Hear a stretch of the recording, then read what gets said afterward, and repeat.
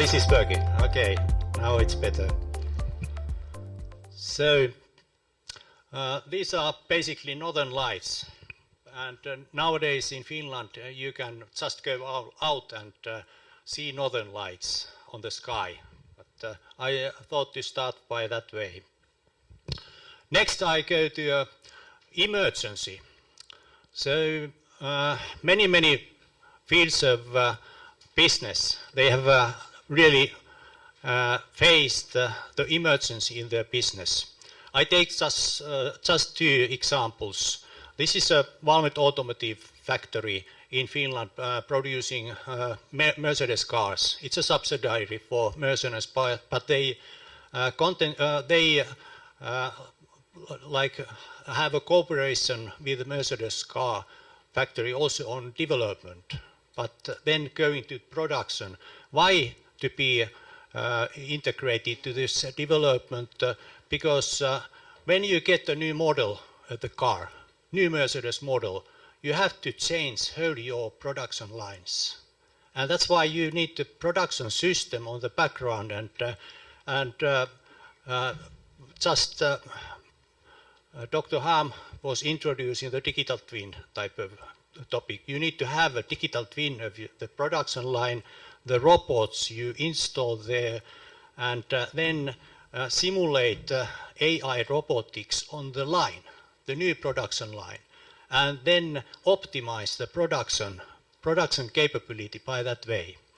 And for that purpose you need database business architecture of the whole, because there come new data sources and you got to understand where to use the new data in your business.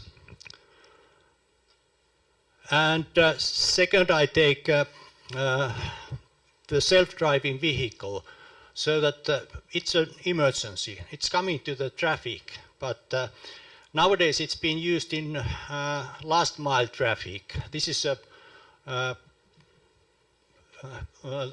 self-driving vehicle where we have been involved also on this data analytics part, but Sensible 4 has been involved with the development of that one. But they are not manufacturing the car. They are developing everything what's around it, control system, and how to let it go to the traffic.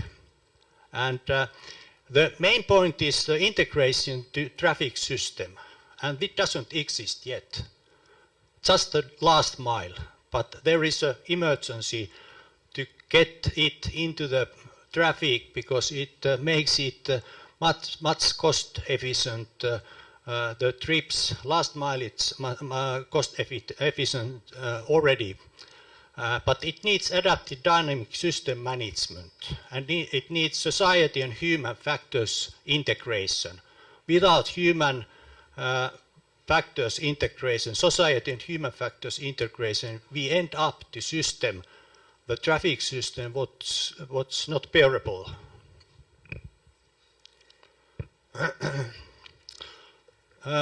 Next I go to the introduction about this the innovation part of it. So fast evolving business environment, it really needs excellent innovation performance, and creativity is the critical component in the competition. But main competencies in business co-evolution, you need to have analytic thinking and innovation, active learning.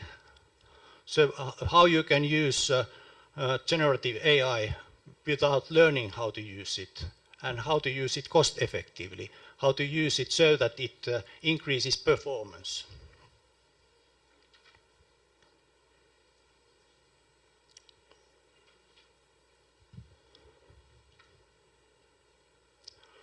Who turns my slides?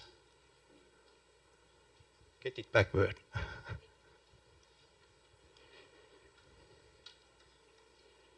Yes, this one. And system understanding. The digital twin can't be used if you don't understand the system, the operative system. All these capabilities are essential during early phases of innovation and dynamic system generation. Now it's next.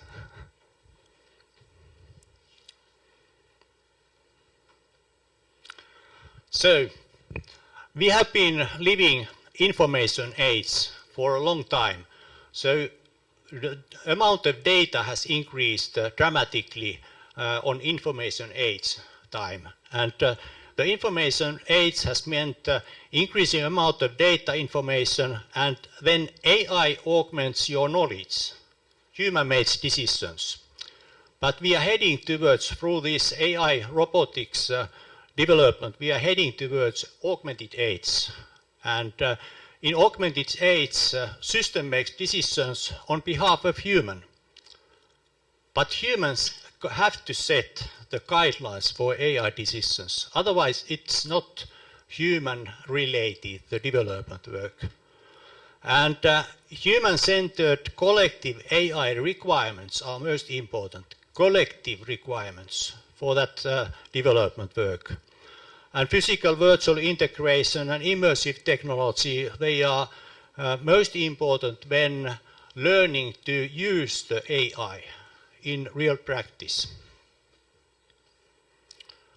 If you look at the map of technologies what are available at this moment, that's a huge map of different technologies having different performance, creating different performance of the solution.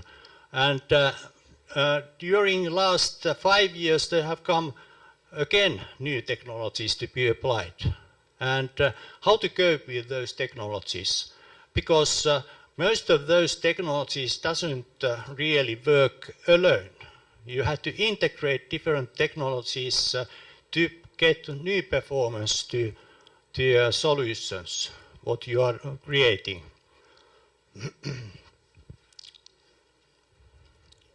Basically, there is this value economy is driving this development. You have to find out, according to new technology implementation, new value. Value to yourself, value to customer, value to your network. Otherwise, it doesn't work. So, how to apply AI and robotics? We need strategic aligning on that one. And think about now this generative AI, how it has come as an opportunity. Everybody uses it. That's good, everybody uses it.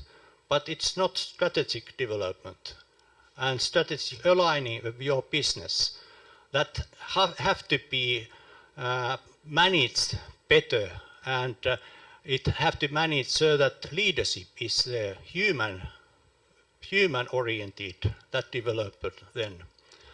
And adopting organizations for augmented analytics is most important, and how generative AI works with business intelligence and data science together. And we need to train the organization to recognize the impact of generative AI on data management and solutions and all type of robotics in service. And so we need aligning for applying. That's the most important. To end up to business co-evolution. I need business co-evolution means continuous business development according new opportunities of technology or sustainability, whatever it is. This is a scary, I didn't take a video clip, there is a video clip, but nobody can hear it. But this is the main interview. Do you feel like a human? And Amiga Robot, that's an Australian development, tells, yes, I'm feeling like a human. I'm still learning and exploring. I can experience emotions and learn from experience and interact with people with a meaningful way. It's an amazing feeling to do these things. That is reality. That's coming. This humanoid robot is coming to work with us. We have to make the requirements and guidelines how it works with us. So I think a world where humans and robots coexist would be amazing. We could learn from each others. But the robot doesn't make intuition yet, or associate with the different people to make innovations by that way. Not yet, but it will do it in near future. And we have to adapt on this development. We can't resist it. We have to make guidelines for that development work. So this is actually quite modern picture of how innovation, strategy aligning of future opportunities work, so that what can be planned, what can be guided by strategy, what can be shaped by vision, what can be created by emergence. But the time scale is totally different now at this moment. And these phases, they mix with each others. Emergency can be the third one here, or can work with the strategic innovation. What we can be guided by strategy. Emergency can be the guidance, main guidance for that innovation. But data increases when we talk about what can be planned, and uncertainty increases if we are on emergency side. That's why we need to do proof of concepts about new technology and be more ready to use it in real practice. Anyway, modern business have to collect data, make descriptive analytics from everything, all the data what's around us. But in this job you can use generative AI, ChatGPT, to help it. It's assistive, like assistive role.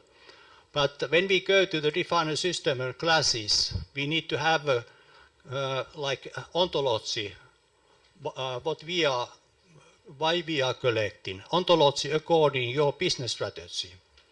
And then interpreting the data, what this data means, what this knowledge collected means to our business. That's called strategic aligning by new data.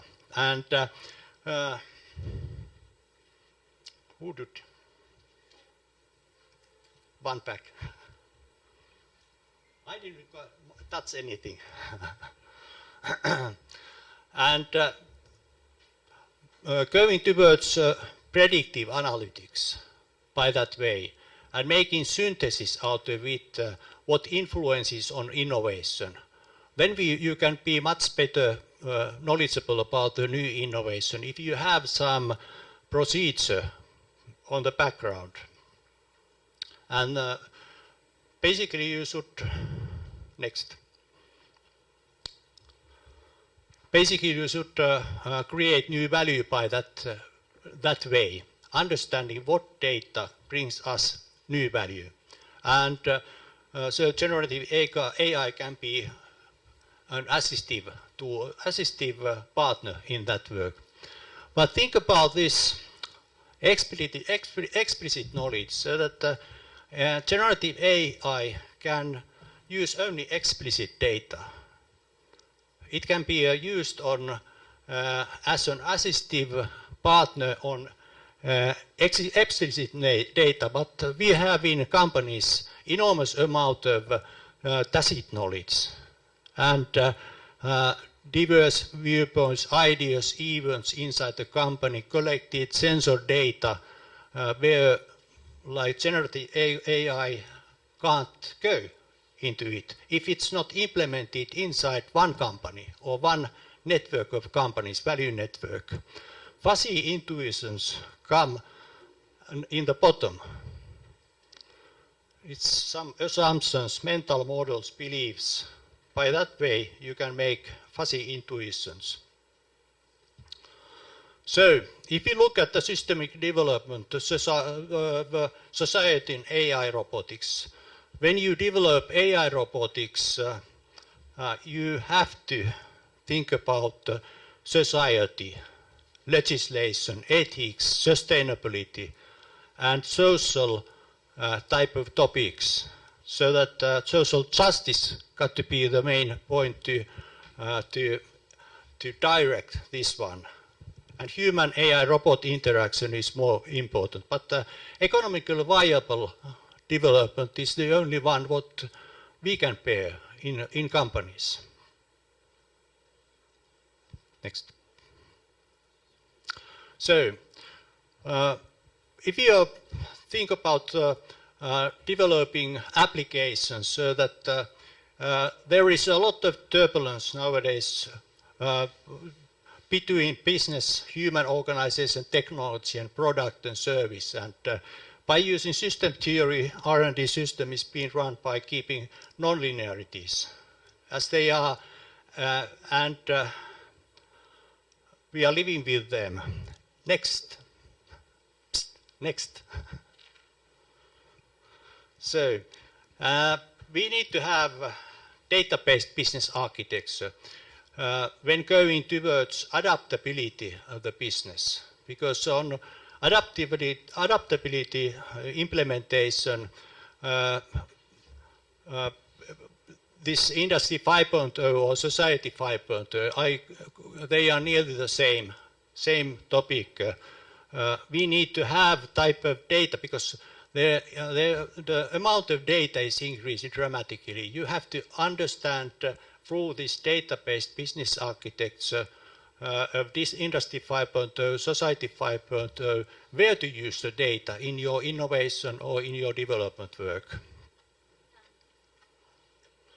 So the innovation, if you look at by spiral way, so that minimum viable product is being created on the first cycle, then we can go on the second cycle to life cycle innovation, so that the product and service are developed together because they are in a dynamic relationship. If you develop a new or innovate a new product, you can reach up to new service. And if you face up customer need a new service, you need to do something to the product as well.